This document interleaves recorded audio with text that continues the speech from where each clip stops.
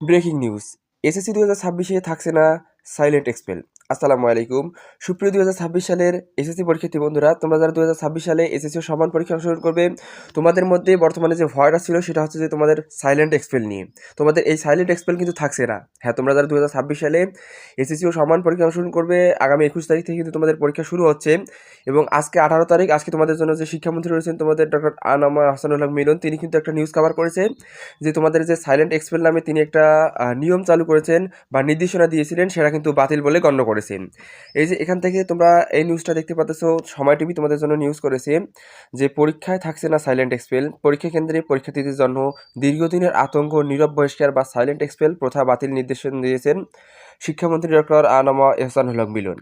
তোমাদের যে silent expel নামে বা নীরব বহিষ্কার নামে যে তোমাদের একটা নিয়ম চালু করেছিলেন তিনি, বা নীতিমালা প্রকাশ করেছিলেন, সেটা কিন্তু বাতিল বলে গণ্য করেছেন তিনি।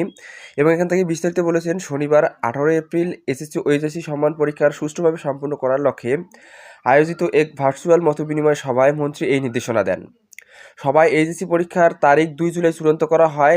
শিক্ষামন্ত্রী জানান, মূলত 1961 সালের একটি সেকেলে নীতিমালার কারণে এই নীরব বহিষ্কার প্রথা চালু ছিল, অথচ 1980 সালের পাবলিক পরীক্ষার আইনে এর কোনো অস্তিত্ব নেই। অর্থাৎ তোমাদের যে সাইলেন্ট এক্সপেল বা নীরব বহিষ্কার যে নিয়মটা চালু করেছেন তিনি, কিন্তু সেটা হচ্ছে 1961 সালের যে আইন, সেই আইন অনুযায়ী কিন্তু এটা চালু করেছিলেন। কিন্তু তোমাদের যে 1961 সালের যে আইনটা, এটা 1990 সালে 1980 সালে কিন্তু এটা সংস্কার করা হয়। কিন্তু সেই 1980 সালের যে পাবলিক পরীক্ষার আইনে কিন্তু এটার কোনো অস্তিত্ব নেই। তিনি ক্ষোভ প্রকাশ করে বলেন, পরীক্ষা সংক্রান্ত বিধিতে কোনো অযৌক্তিক বিষয় থাকতে পারে না। বর্তমানে পরীক্ষা কেন্দ্রে বড় ধরনের বিশৃঙ্খলা সৃষ্টির সুযোগ নেই, তাই এটি আদিম নীতিমালা বহাল রাখার কোনো মানে হয় না। তিনি কিন্তু জানান যে এই আদিম নীতিমালা, তোমাদের যে নীরব সাইলেন্ট এক্সপেল বা হচ্ছে নীরব বহিষ্কার, এটা কিন্তু হচ্ছে আদিম নীতিমালা, এটা কিন্তু বহাল রাখার কোনো মানে হয় না বলে তিনি কিন্তু মনে করেন, এবং এই নীতিমালা তিনি কিন্তু এজন্য কিন্তু বাতিল বলে গণ্য করে দেয়। আশা করি বিষয়টা তোমরা এক্স্যাক্টলি ক্লিয়ার বুঝতে পারতেছো। তোমরা যারা এতদিন তোমাদের এই সাইলেন্ট এক্সপেল নিয়ে চিন্তিত ছিলে যে তোমাদের সাইলেন্ট এক্সপেল করা হবে, তোমাদের এক্সপেল করা হবে, তোমরা টেরও পাবে না যে তোমাদেরকে বহিষ্কার করা হলো বা তোমাদেরকে এক্সপেল করা হলো পরীক্ষায়।